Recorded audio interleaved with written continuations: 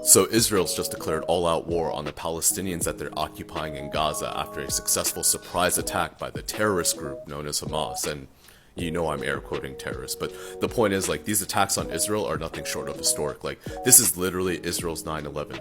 Well, except they don't have a president profiting off the conflict. And I guess, you know, we weren't occupying Saudi Arabia the way Israel's occupying Palestine, but you get my point. Like, these attacks are unprecedented.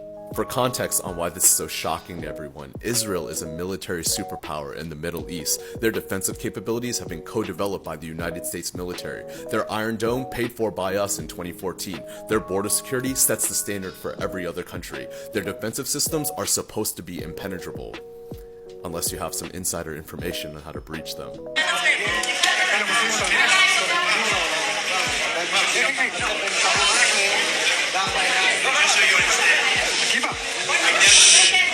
Just so you understand, I never mentioned the word or the name. Never mentioned it during that conversation. They're all saying I did. So you had another story wrong. Never mentioned the word. That clip was from 6 years ago, when Trump specifically had to organize a press conference to convince the world that he in fact did not leak Israeli defensive secrets to Vladimir Putin in his secret meeting at the White House. And I just want to reiterate that that meeting was just for him to spend 30 seconds to convince the world that he didn't tell Russia anything. And if you know anything about geopolitics, Russia is friends with Iran, and Iran funds Hamas.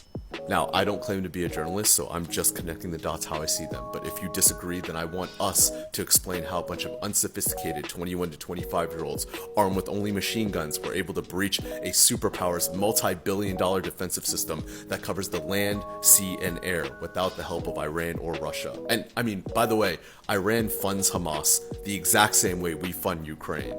And speaking of Ukraine, you know there's only one country that's benefiting from the conflict escalating in the Gaza Strip, and it's not them or us, it's Russia. Because you know all that money that we allocated to Ukraine to fight off Russia? Yeah, that's really easily reallocated to Israel when we don't have a Speaker of the House. Or even better, when Trump nominates a Speaker of the House that is actually anti-Ukraine. Last comment, and then I'll shut up. The last thing I want you to take away from this vid is that Kess is pro-terrorism.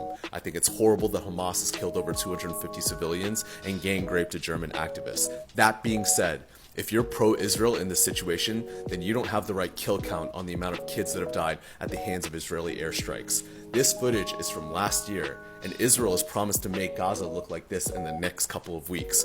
Already, they've already claimed 4 times the number of casualties 24 hours after Hamas is attacked.